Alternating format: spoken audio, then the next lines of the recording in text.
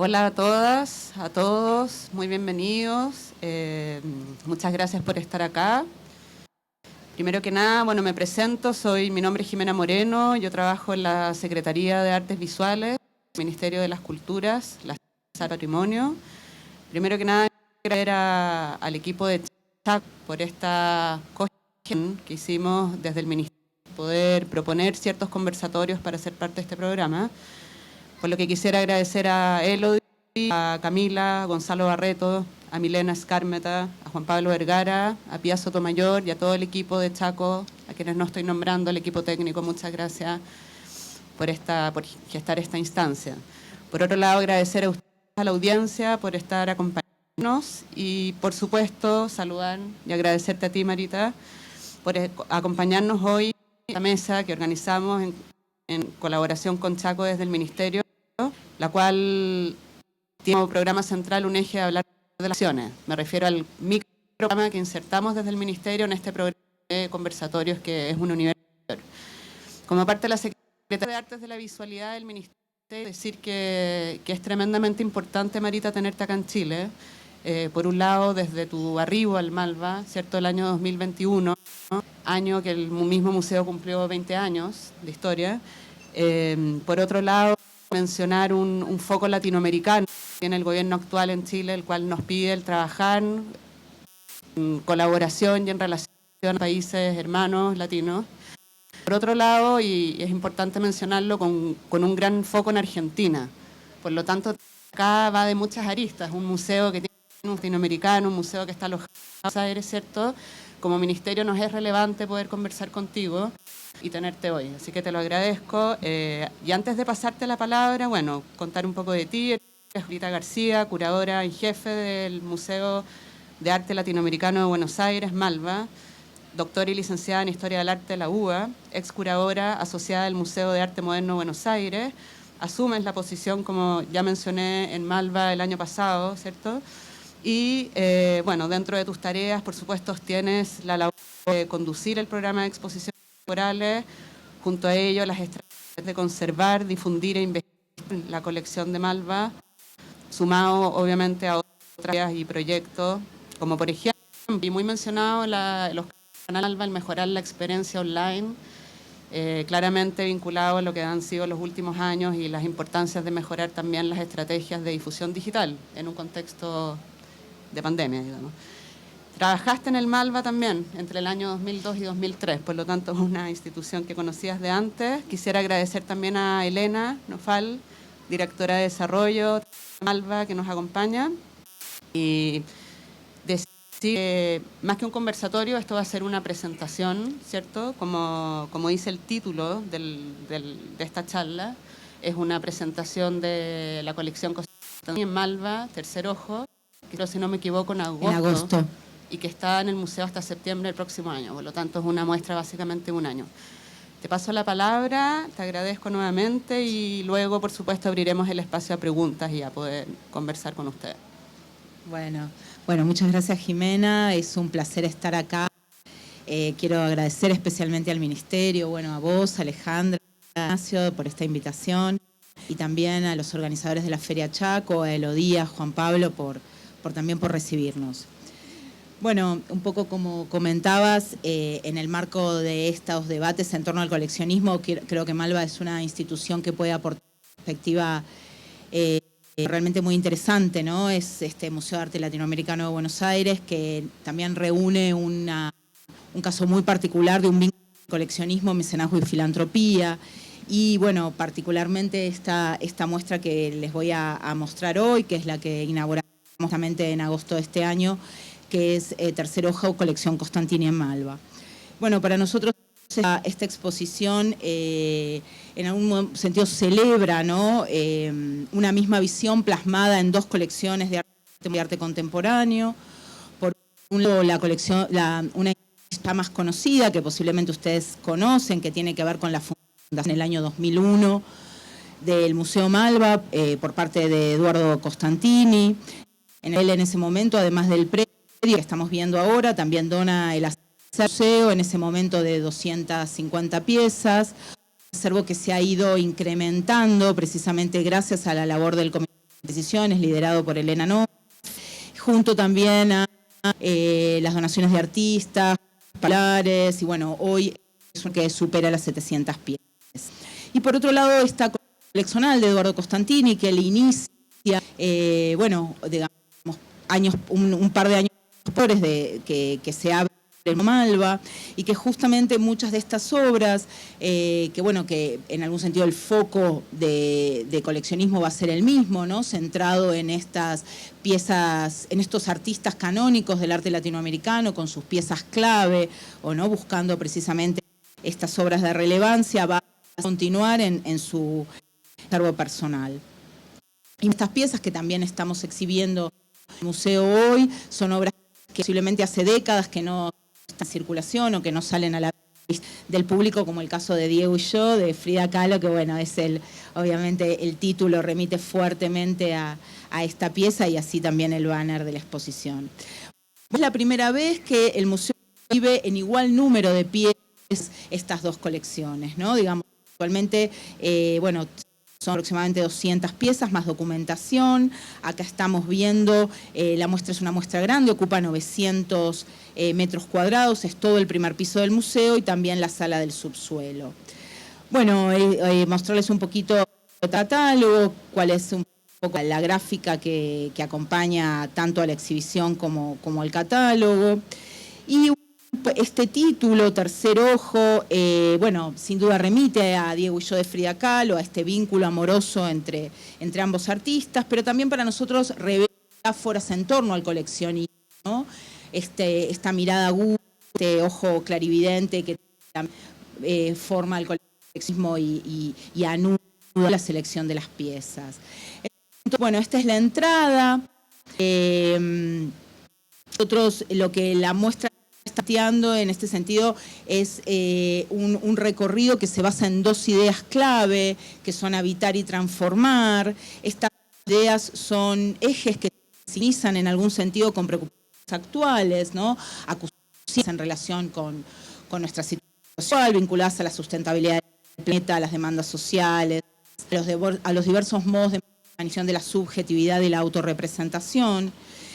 Y en este sentido también comentarles que, bueno, que la muestra no tiene un enfoque cronológico ni geográfico, sino que un poco en función de estos dos grandes ejes que son habitar y transformar, las piezas se van a articular en relación a abordajes temáticos, materiales y formales, problemáticas que plantean los objetos de arte, estrategias instalativas y derivas de los movimientos artísticos en Latinoamérica.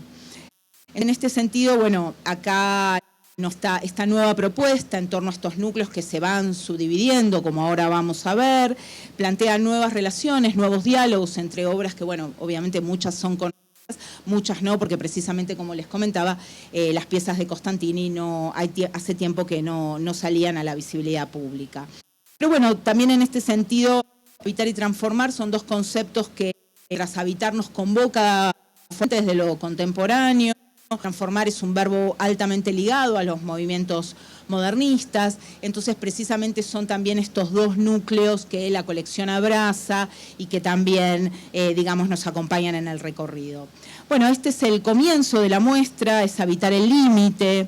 Acá tenemos en primer plano la obra de Lo Imposible, de María Martins, que a través de esta complejidad de vínculos que plantea la pieza nos pone en juego la idea de límite, ¿no? Ya desde el semántico del no imposible nos pone en juego la idea de límite, y es esta idea de límite la que a nosotros nos sirve para plantear esta cuestión del cuestionamiento, de la atención del propio lenguaje visual que generan los artistas, ¿no? Que todo el tiempo están estirando, buscando romper, buscando, digamos, tensionar. Precisamente en estas búsquedas en torno al límite, que también sabemos que implican, ¿no? Todo límite implica anticipa apertura. Entonces acá, por ejemplo, en el caso de Martins, en el fondo la pieza de Jorge de la Vega, una pieza que tampoco es mutable, ¿no? En términos de que se llama rompecabezas, precisamente porque la obra puede tener distintas disposiciones de estos diversos cuadrados, o también estamos viendo el Reverón y el León Ferrari, acá los vemos, el Reverón y el León Ferrari. El Reverón es una obra que venezolano, que pone en juego la cuestión del monocromo como un límite de la pintura, y de ahí el tema precisamente de este umbral pictórico se pone en juego, o el caso de la obra de León Ferrari, Cuadro escrito, del año 64, en donde esta tensión entre dibujo y escritura también está problematizando, ¿no?, la cuestión de estas disciplinas de lo artístico, ¿no?, o estas cuestiones en relación a los límites de las disciplinas.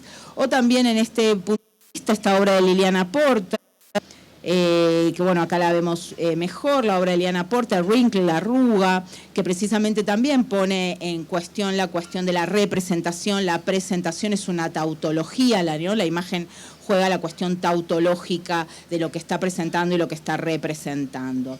Y también vemos acá al fondo una obra de Emilio Petoruti, que bueno, también claramente en relación a sus inicios de la abstracción en la Argentina, también pone en juego el límite de la representación. Bueno, entonces ahora vamos a pasar a Habitar la Tierra, que es este segundo núcleo. Un poco la figura pregnante de la primera sala es el Vapor de la Damaral, una pieza, un highlight de Malva, ¿no?, una pieza central para nuestra colección. Y precisamente en esta sala lo que hacemos es recorrer un poco cómo fue esa mirada sobre el territorio que tuvieron los artistas latinoamericanos de las primeras décadas del siglo XX, ¿no? Cómo fue esa mirada sobre culturas originarias, sobre el territorio. Y en este sentido, A Vapor nos permitía pensar un poco como la propia Tarsila lo indica, ¿no? Ella habla de esta criatura fatalizada, atada a pies, con sus pesados pies y manos a la tierra. Entonces, precisamente ahí se abría esta estación de la tierra como un eje a explorar en relación a este habitar, ¿no? Acá tenemos también una vitrina, la que estamos viendo en pantalla, que bueno, refleja en algún sentido materiales dados precisamente esta semana del 20. Este año se hicieron los 100 años de Semana del Arte Moderno Paulista, en donde se recuperan materiales, entre ellos el manifiesto de Oswald de Andrade, de revista Antropofagia, donde aparece también la pieza de Tarsila. Y acá, bueno, vemos unas que están en sala, ¿no? Petoruti, Barrubias, Vicente Dorrego Monte, también dan cuenta de este planteo de habitar la tierra. Precisamente seguimos con la idea de habitar la tierra, pero para concentrarnos en esta sala, los mitos indígenas, ¿no? En este recorrido ancestral. Entonces, en ese sentido, bueno, tanto el conjunto Jules Solar, que es un conjunto clave para Malva por la enorme cantidad de piezas que tiene este artista, así como la obra de Jorge Eyelson, Kipu o los Rubens Valentín, que bueno, hablan precisamente de esta idea, ¿no?, de esta América amplia, de esta panlingua, como decía Jules Solar, y donde precisamente nos permitían mapear cómo los artistas modernos entendían esta mirada modernista sobre los desarrollos indígenas o sobre las culturas, digamos, como los desarrollos ancestrales de las culturas antiguas.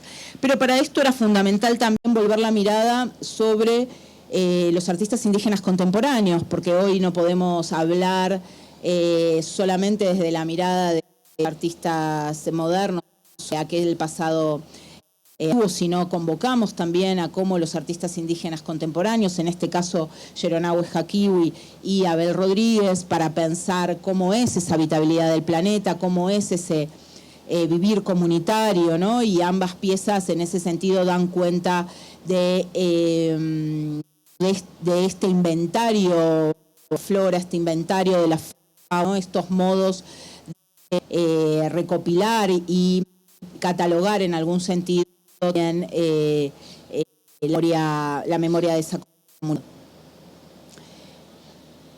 Y aquí en esta otra sala que también trabaja con Habitar la Tierra, ya es la denuncia por la ecología. En este sentido es la obra de Nicolás García Uriburu, un artista que ya desde los años 60 está trabajando con la cuestión de acciones, ¿no? Estas coloraciones que en distintos ríos y canales, Nueva York, París, Buenos Aires, sus colores que ya él estaba llamando sobre la polución del agua.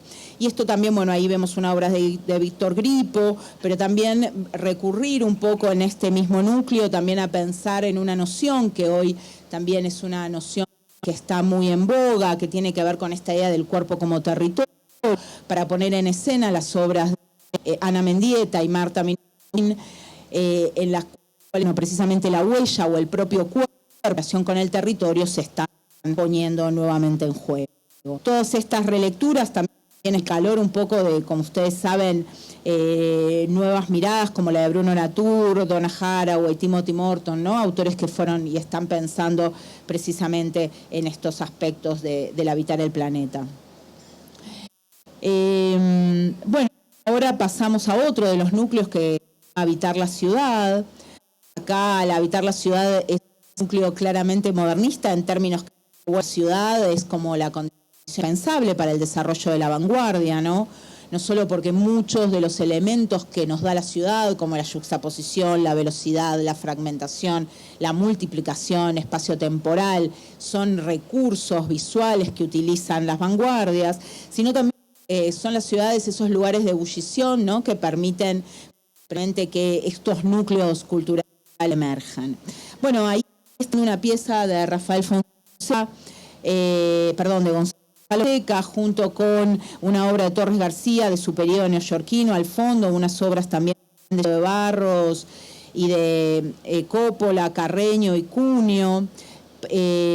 También aquí, bueno, precisamente seguimos viendo al Fonseca, pero otras piezas de Torres García, ya de su periodo constructivo, no del periodo neoyorquino, y otra de, bueno, Roberto Montenegro, el mexicano Roberto Montenegro, y Antonio Berni, de su periodo surrealista de Berni.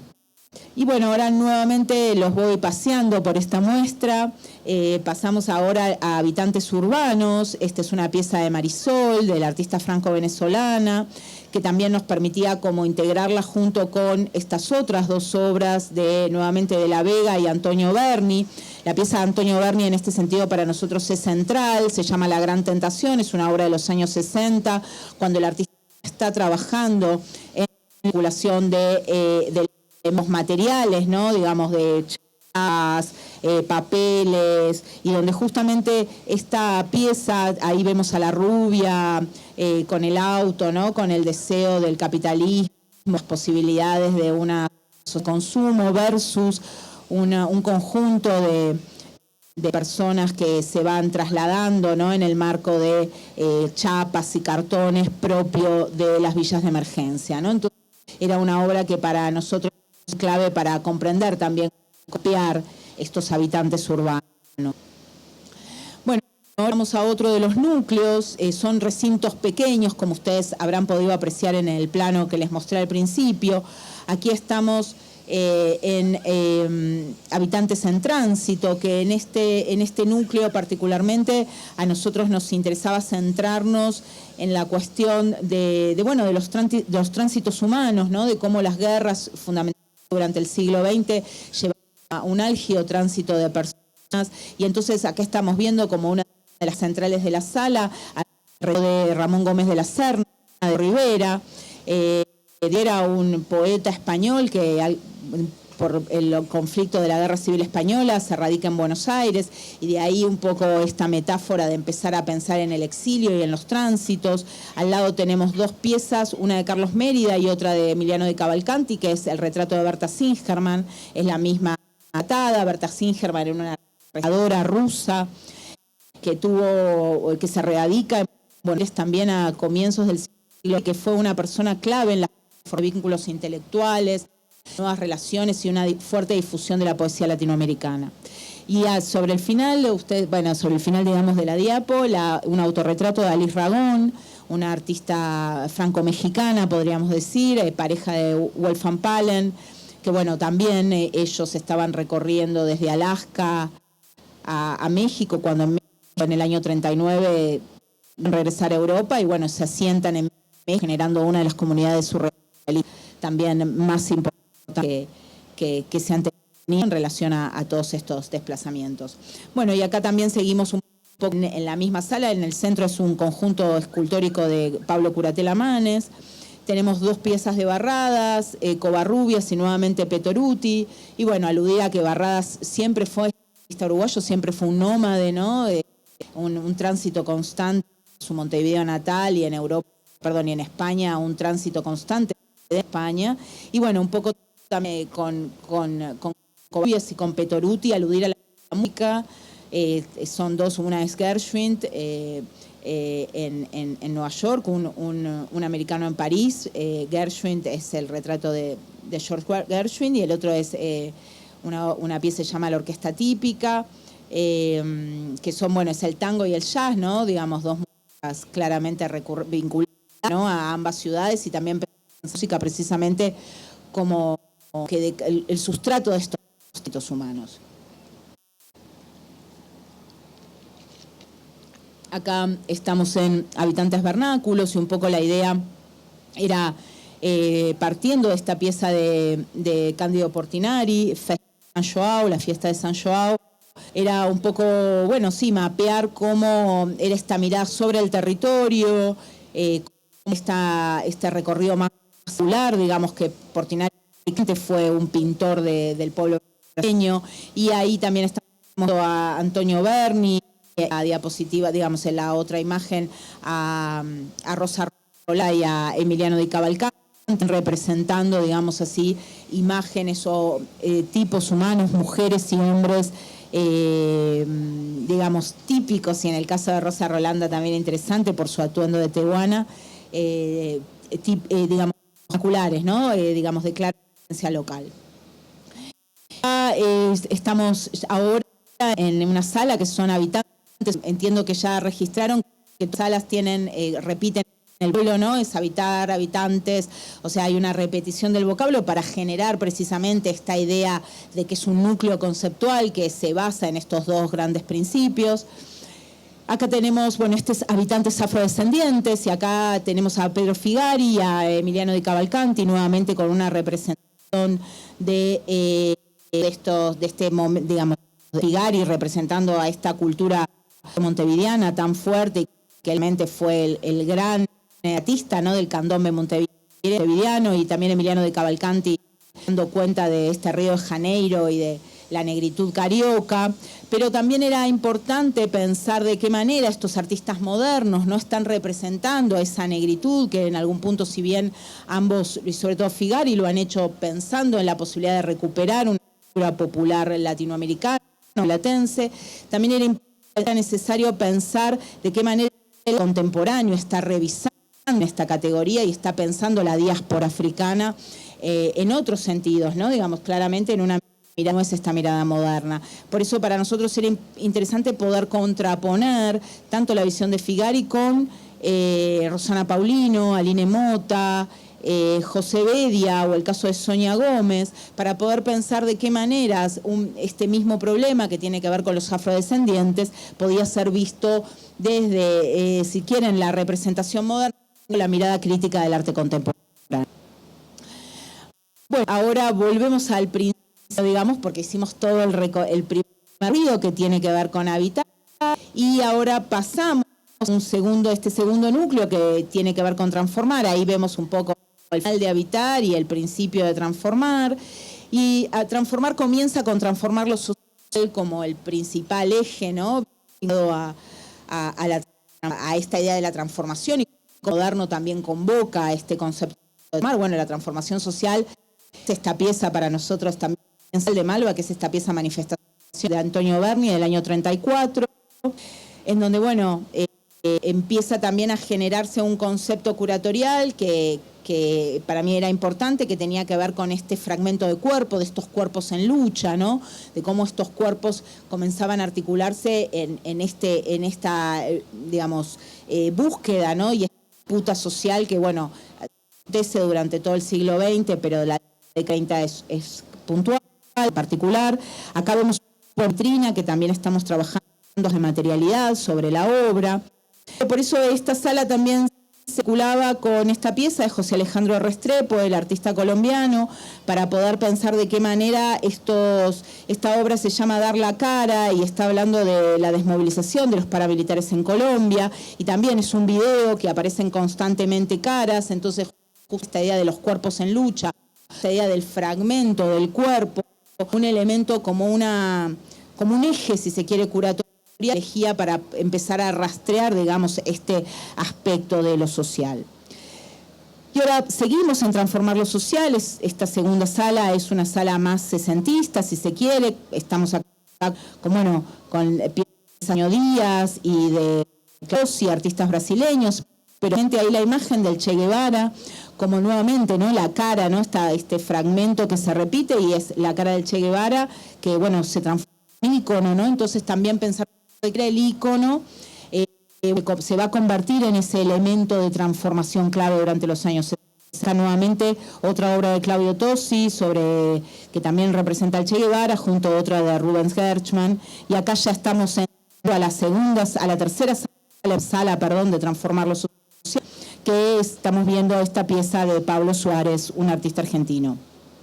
Entonces, transformación social continúa con pensar cómo también estos signos es el indígena de Tupac Amaru, que en este caso está representándolo José Ruiz Durán, con estos afiches de la revolucionaria en Perú en el año 69, y junto con esta pieza de arte correo de Eugenio Ditborn, que también, digamos, servía para pensar de qué manera lo indígena, ¿no?, y la persecución en términos de la dictadura de Pinochet.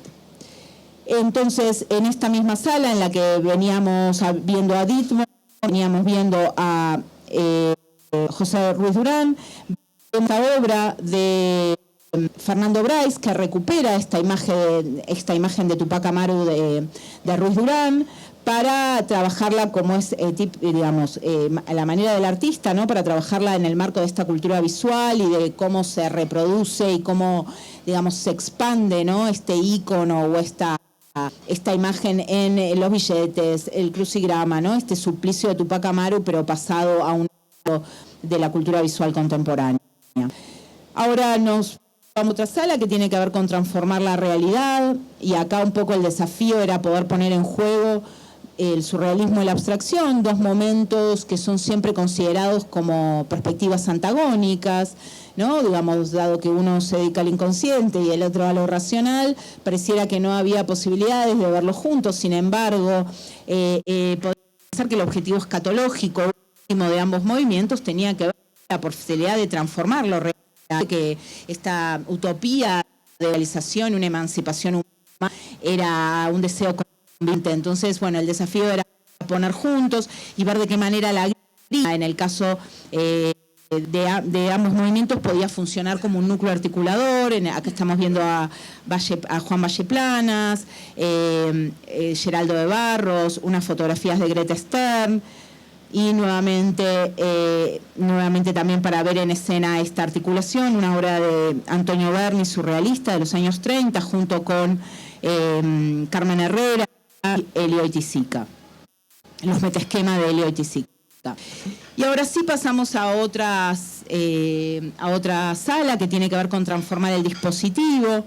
La idea era pensar, bueno, de qué manera, sobre todo a finales de los años 50, los años 60, digamos, minan esta idea del dispositivo artístico tradicional, ¿no?, la idea de la pintura y la escultura, para empezar a pensar en piezas que ya son más artefactos, cosas, ¿no?, dispositivos, ¿no?, ya no son objetos, ya no podemos pensar en teoría canónica. Entonces era poder disponer estas piezas en sentido. Acá, bueno, estamos viendo el final de Habitar la Realidad y pasamos a la otra escena, y bueno, acá algunas vistas de este montaje que, bueno, nos gustó mucho poder poner a jugar piezas de distintos artistas como es Gego, Saraceno, Cosice, Ligia Clark, Ferrari, digamos, ¿no?, una cantidad de artistas latinoamericanos de distintos, pero todos bajo este concepto de transformar el dispositivo.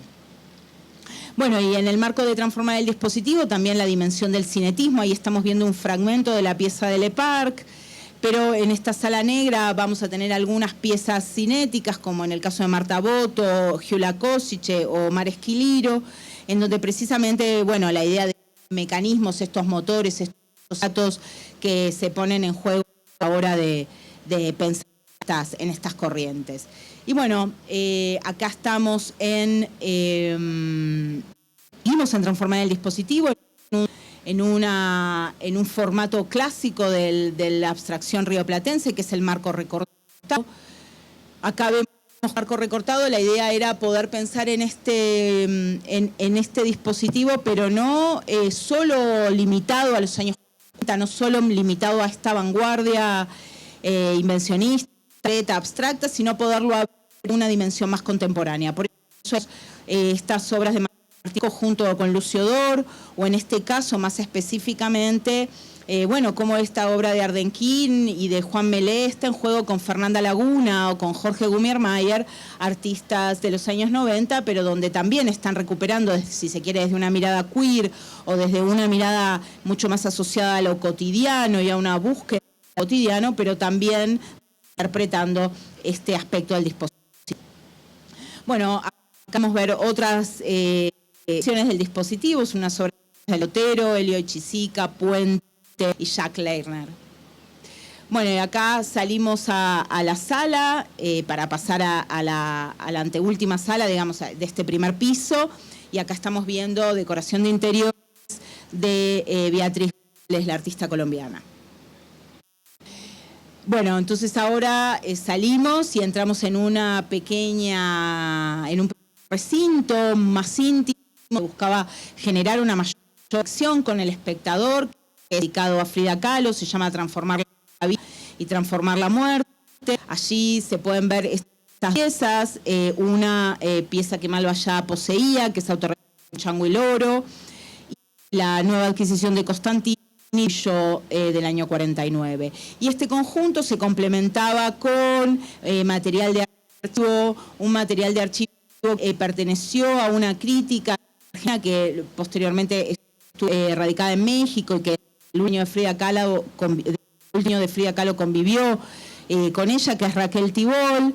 Acá estamos viendo, fotografías. Este archivo es bien interesante porque hay materiales de Frida cuando era pequeña, fotografías del azul, después, algunas fotografías de los diversos estadías que Kahlo tuvo en el hospital debido al accidente. Pero lo interesante es que al ser el padre de Frida Kahlo fotógrafo, ella conserva un gran conjunto de fotografías desde su infancia, que para una persona que había nacido en 1907 no era algo del todo común. Bueno, entonces, una vez que salimos de este pequeño recinto más íntimo de Frida Kahlo, pasamos a transformar el cuerpo. Y el cuerpo lo que pone en escena es un poco como también una tensión, una posición entre entre esta mirada sobre la mujer tradicional, digamos, canónica de las artes visuales, de la mujer como modelo, ¿no? Y en este caso esa de Víctor Belleret, el escultor brasileño, junto con piezas de Petoruti, Alfredo y Spilimbergo, y confrontándolo con una mirada feminista, ¿no? Digamos, pudiendo poner en escena esta tensión, confrontando estas dos miradas con precisamente estas dos piezas de Mónica Mayer y de Maris Bustamante, haciendo un contrapunto para una lectura, digamos, compleja precisamente de mirada o del cuerpo femenino. Acá vamos a entrar a la otra parte también de transformar el cuerpo. Todo es transformar el cuerpo, pero vamos como problematizando distintos aspectos. Acá, estamos viendo los dos Wilfredo Lam, uno de Malva y otro de Colección Constantini, y junto con esta pieza de Liliana Maresca, que nos permitía pensar de qué manera una noción también muy contemporánea que tiene que ver con el interespecífico, ¿no? Con pensar en figuras de Lam que son dioses humanos, cañas de azul, digamos, ¿no? Plantas, animales. Entonces empezar a pensar en esa noción de lo simbiótico, de lo monstruoso también, y en este caso las piezas de Jorge de la Vega, como para poder abrir esta dimensión del cuerpo, precisamente este vínculo más interesante y más con una biosis entre distintos seres. Al fondo están viendo 3 dibujos de Emilio Renart y, bueno, ETA de Liliana Maresca en el centro. Bueno, y acá otra vista con ETA nuevamente, 2 piezas de Jorge de la Vega y Juan Carlos Di Stéfano. Acá pasábamos también para conversar sobre este tema de transformar el cuerpo, es la noción del trabajo sexual. Entonces acá confrontábamos, o bueno, en escena un poco esta mirada de esta trabajadora sexual que hace Toño Berni, con los momentos de su carrera, en los 30, Susana y el Viejo, sus hilos grabados famosos, ¿no? Porque él obtiene el premio en la Bienal de Venecia en el año 62, con estos hilos grabados que son este personaje Ramona, que también es relativamente conocido, junto con una pieza de Teresa Margolles, las fotografías de Teresa Margolles, que también está dando cuenta de una trans sobre lo que eran sus espacios de trabajo, las boats en Ciudad de Juárez. Y exactamente Liliana Maresca, hay una dedicada a Liliana Maresca y ella con este espacio disponible. Y acá pasamos también a transformar el cuerpo, pero a una dimensión de transformar el cuerpo que tiene que ver con el deseo de ser otro, con esta pose, ¿no? Con esta posibilidad de transformarnos. Y acá precisamente, bueno, Batalla de Marcia Schwartz y Las yeguas del Apocalipsis, con las 2 Fridas, que también para nosotros era particularmente significativo porque el público veía 2 Fridas, volvía a encontrarse con 2 Fridas y eso nos parecía que también era interesante para poder generar diálogos. Y acá, simplemente como para ya ir cerrando, una pieza de Carlos Federico Sáez, un artista uruguayo que muere en 1901, pero que también había realizado una fuerte, digamos, trabajaba con una importante dimensión de lo performático, mirados de la mirada del 19, pero digamos en relación con la fotografía, con la posibilidad del ser otro, de y de transvertirse, entonces tampoco queríamos dejar. Bueno, y ahora sí entramos en el subsuelo, en la última sala, que son más piezas instalativas. Acá estamos viendo Switchboard de Apica, una obra que pone la comunicación, todo este núcleo del subsuelo, que son todas piezas de arte contemporáneo, se llama Transformar la Palabra, precisamente porque todas las piezas en juego esta idea de la comunicación, el lenguaje, la palabra en su dimensión material, en su dimensión visual. Entonces, precisamente nos llevaba a poder problematizar esas ideas. Acá estamos viendo, bueno, Amalia Pica, como les digo, este juego de switchboard, que es como los teléfonos que usábamos cuando éramos pequeños, de 2 latas de dulce o de tomate con un hilo, y bueno, justamente el artista plantea, ¿no?, esas dificultades comunicativas. Bueno, paso de diapositiva, estando a Rivane Noich-Banda, una artista brasileña, y al fondo una pieza de Mariela Scafati, que bueno, es un poco el cierre de la exposición, porque precisamente es una pieza que nos invita a pensar lo colectivo, son todas frases que la recogiendo de distintos llamados, mensajes, y bueno, y que van viendo como distintas significaciones en relación a que, bueno, tienen un alto también de abstracción, junto con ese lienzo, y bueno, se genera este espacio más íntimo para el encuentro, para el abrazo, para el disfrute, que bueno, que era lo que también nos importaba fundamentalmente en la muestra. Así que bueno, espero que les haya gustado, y bueno, si quieren ahora conversamos y seguimos conversando sobre más. Bueno, muchísimas gracias.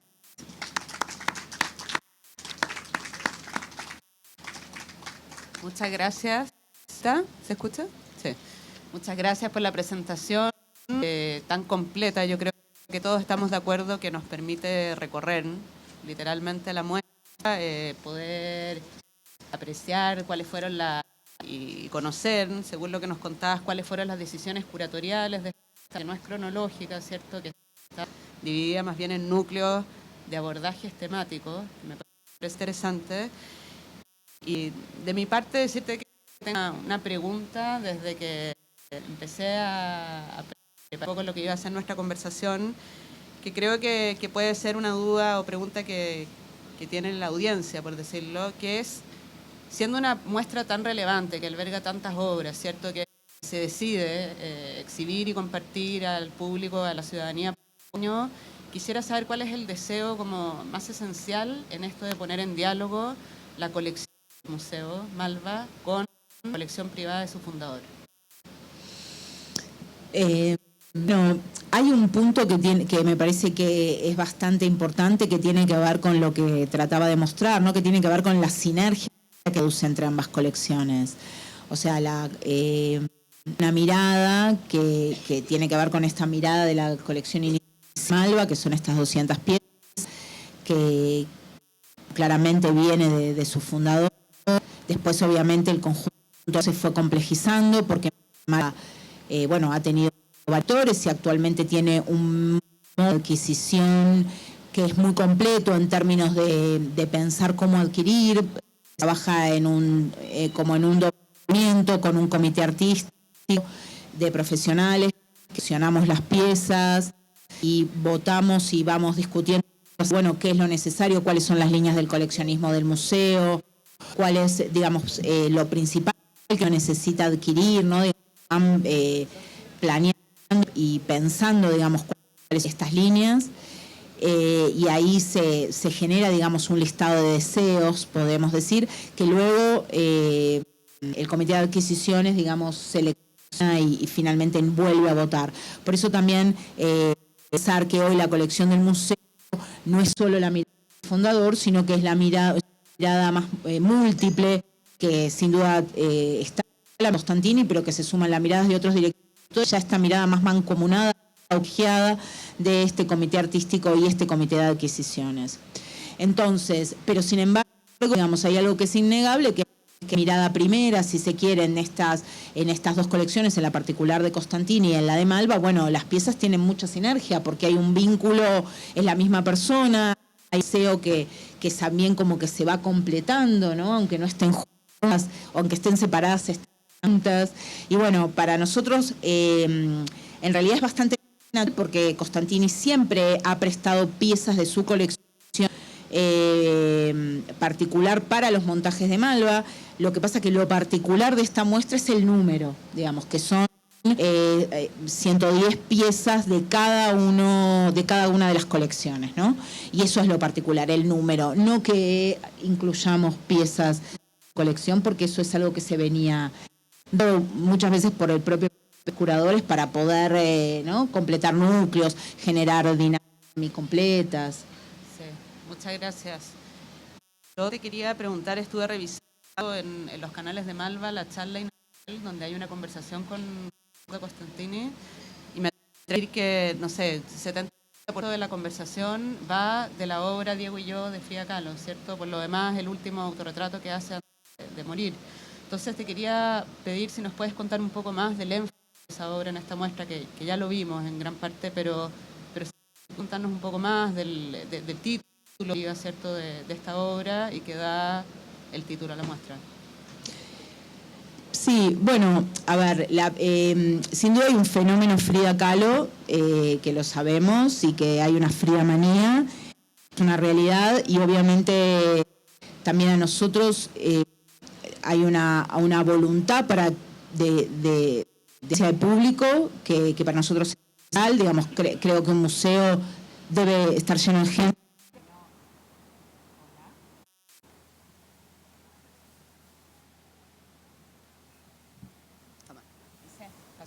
Hola, así.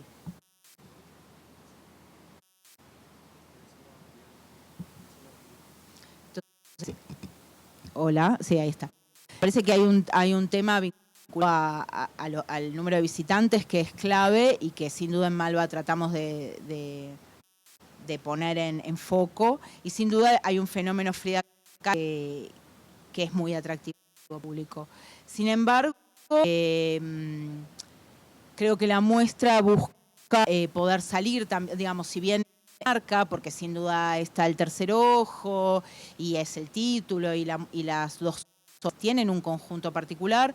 Bueno, hay este archivo le da un contexto que permite también, no caer en esta, digamos, por lo menos protegernos de esta mitificación, ¿no?, sobre la obra del artista, a ella, digamos, no es algo del todo bueno para su producción, ¿no? Digamos, la necesidad de conocido ya numerosas veces y autores, digamos, como Yanita Ancori o otras autoras que han estudiado Frida Kahlo, que han justamente planteado esta necesidad de abandonar el mito para centrarnos en su obra, ¿no? Porque esta biografía, finalmente, para que no la devore la biografía, que nosotros siempre de los artistas no hablamos de su biografía, o su biografía es porcentaje de la vida, es lo que está en juego. En el caso de Frida, siempre estar su biografía por sobre su obra.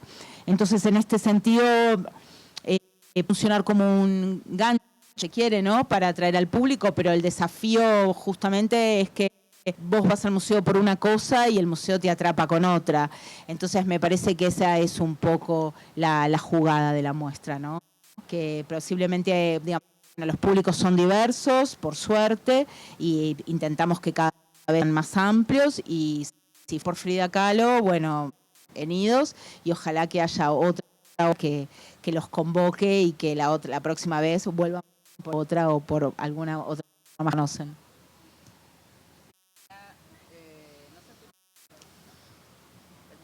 Sí, claro.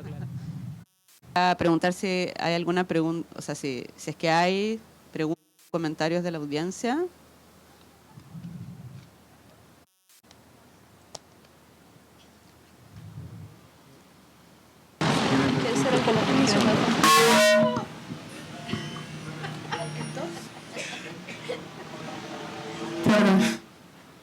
Aló, disculpen. Bueno, primero agradecerte, Marita, por tu presentación espectacular, realmente revelador respecto de la mirada que tiene la curatoría para mapear lo que está sucediendo en los de arte latinoamericano. Vi muchos de los nombres que están en sintonía con lo que está pasando en Vietnam, en curatorías, en galerías, y claro, me encantaría por un lado saber cómo se produce y cómo se genera, cómo se dialoga esa lista de deseos que existe, cómo trabaja el curatorial, más en la interna, quizás una pregunta muy metodológica. Y por otro lado me preguntaba respecto de estos temas que se están planteando, que son tan actuales y tan contemporáneos, cómo dialoga el equipo curatorial con los otros programas del ministerio, cómo dialoga programas del Malva respecto de su apertura para lo que estamos viendo en esta fotografía. O sea, cómo la curatoría, en el momento de conceptualización, está dialogando con los espacios de reunión, con los espacios de diálogo, con los escenarios, con la puesta en valor, incluso con el aspecto comunicacional, dado que, como tú dices, hay un gancho con respecto de una imagen que tiene mucha pregnancia, pero son temáticas que están afectando emocionalmente, políticamente, a una escena que es Buenos Aires, pero que también es América Latina. Entonces, eso me da curiosidad cómo se respecto del trabajo del equipo. Gracias, Ignacio. Está bueno ampliar un poquito más sobre el tema, además que justamente estamos, bueno, como coleccionando sobre coleccionismo, me parece interesante como volver a ese punto. Bueno, comentarles que, digamos, esto que yo comentaba de cómo adquiere Malva hoy, hay estos dos comités, el comité artístico, que está integrado por mí, por Andrea Yunta, por Gonzalo Aguirre, por Octavio Saya, por Adriano Pedrosa y Julieta González, en donde una vez al año se genera la reunión, donde se baja una estrategia respecto de, el monto asignado para cada año, o digamos, posibilidades de cómo pensar o distribuir ese monto. Y, cada uno presenta su propio panorama, ¿no?, de opciones. Esto es muy enriquecedor porque le ha permitido al museo adquirir obras como, por ejemplo, la obra de Cecilia Vicuña, no me acuerdo el año, pero capaz 2015. Hoy Malva no podría adquirir esa pieza que tiene de Cecilia Vicuña. Entonces, digamos, la posibilidad de trabajar con profesionales que, como vos bien están involucrados en el circuito del arte, museos, bienales, etcétera. Bueno, a Malva le permite adelantarse o no a una posibilidad de adquisición que si no, no podría hacerlo porque, bueno, digamos, los fondos del museo provienen precisamente de este otro comité de adquisiciones que muy generosamente nos colabora, pero digamos, no son ilimitados. Entonces, en este comité de profesionales, realmente Malva se han podido atar a compras y a generar, digamos, adquisiciones que bueno, que en otra actualidad serían impensables, digamos, mucho más dificultosas. Trabajan con algunas líneas, ¿no? Digamos, se plantearon antes de que yo en algunas líneas que tiene que ver con, bueno, tratar de elevar en la representación de artistas mujeres, bueno, abrazando obviamente un reclamo global. Por otro lado, bueno, las áreas de vacancia vinculados a algunos países latinoamericanos que están muy poco representados, más, digamos, claramente, por ejemplo, el Paraguay, que actualmente está representado por Feliciano Centurión, que si bien es un artista paraguayo, es un artista que es parte del núcleo de artistas argentinos de los 90, por ende, digamos, el Paraguay sí no está representado. Entonces, digamos, bueno, mujeres de vacancia, y por otro lado, la Malva, o sea, la propia historiografía del museo y la posibilidad de ir adquiriendo piezas que formaron parte de exposiciones historias y que, bueno, el museo poder contar dentro de su propia historiografía con esas. Entonces, una vez genera esta lista de deseos en el marco de este comité artístico integrado por profesionales, en el cual, bueno, se van votamos entre nosotros qué piezas, en función de las presentaciones realizadas, qué piezas queremos adquirir, se va el listado de deseos, list, digamos, al comité de adquisiciones, que nuevamente, digamos, con una expresión del comité artístico, en términos de un encuentro también entre cronistas y profesionales, que bueno, Elena Lofal lo ha trabajado muy bien en términos de también una formación del cronismo, en la posibilidad de quebrar muchas fronteras, ¿no? O digamos justamente de amalgamar más estas posiciones y poder tener diálogos cada vez más fluidos y también un rol táctico, ¿no? En términos de poder acercar también algunas conocimientos para apreciación. Bueno, digamos, el comité de adquisiciones vota, no, digamos, de ahí se hace la adquisición de la pieza. Esto es año a año.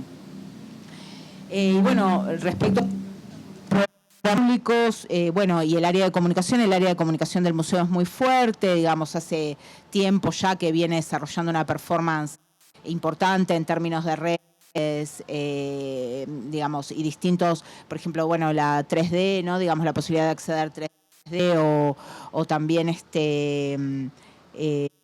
bueno, ahora no me acuerdo, pero bueno, distintos programas ocasionales. Y en términos de programas públicos, organizamos un curso anual que busca abrazar, digamos, un poco todos los contenidos de la colección, sumado a, bueno, distintas intervenciones particulares, digamos, de diálogos artistas-curadores, artistas entre artistas, digamos, como, bueno, o talleres que permitan también esta dinamización de las familias, integrar familias, niños, digamos, bueno, como muchos programas entre programas públicos y educativos que se van concatenando para poder, digamos, bueno, nuestro objetivo que es pasar cada vez más audiencias. Gracias. ¿Hay alguna otra pregunta? ¿No? ¿Por allá no? Yo tengo una última, para ya terminar. Mira, te voy a citar. Tengo una cita tuya, Diario de la Nación Argentina, en mayo del 2021. Es decir, estabas a pocas semanas de asumir el rol de curadora en jefe. Dice, la pandemia trajo un mayor intercambio entre los museos. Tenemos que poner en diálogo las colecciones.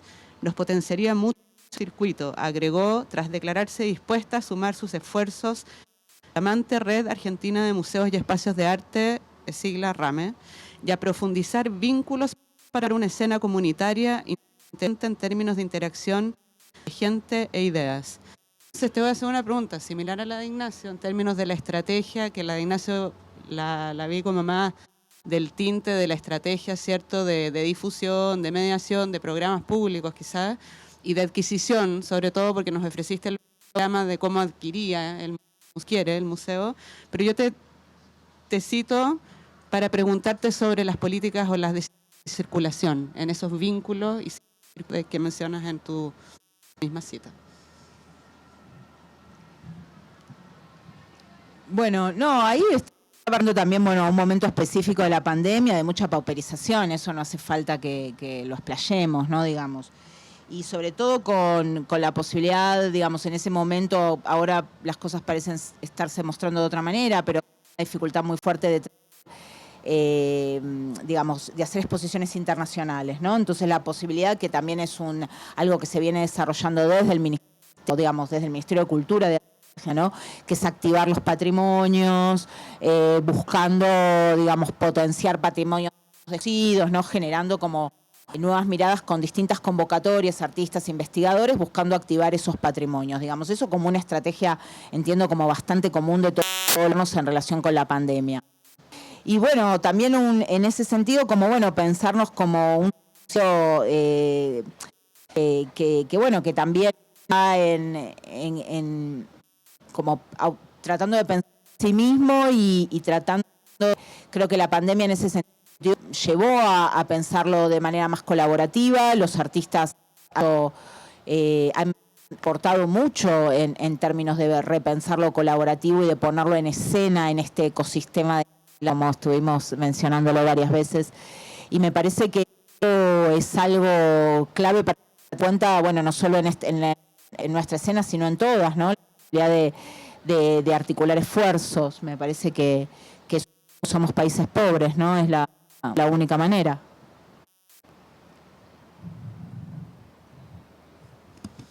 Perdón la pausa entre usar el micrófono. Bueno, no que hacer. Gracias, Marita. Quiero como para... Igual el problema. Bueno. No sé qué piensas. No, yo lo que tengo, desde institucional que tengo en el Ministerio, lo que decía en un principio, o sea, creo que es de interés de Chile siempre lo que está haciendo el Museo Malva, siempre tenemos los ojos en su estrategia, en sus diagramas de operación, ¿cierto?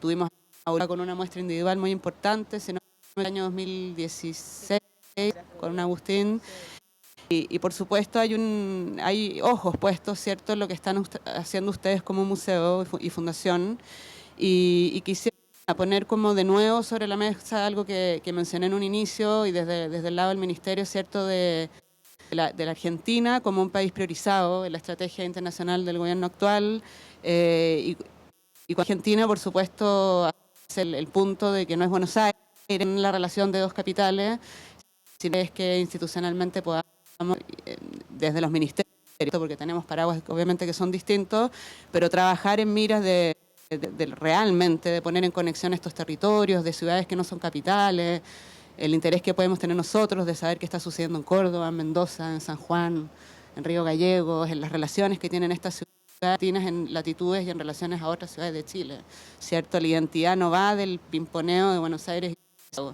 Entonces, como quizás para cerrar, dejar ese espíritu, ¿cierto?, de lo que estamos trabajando, de profundizar historias, de no ser centralistas en esa tarea, en ningún caso, y ser más inteligentes y realmente si hablamos de inclusión, etcétera, bueno, dar el ejemplo con la acción, ¿cierto?, y poder avanzar en esa dirección. Así que te agradezco nuevamente. Esperamos tenerte en Chile pronto. Gracias, igualmente. Bueno, muchas gracias. Gracias por estar. Gracias, Jimena.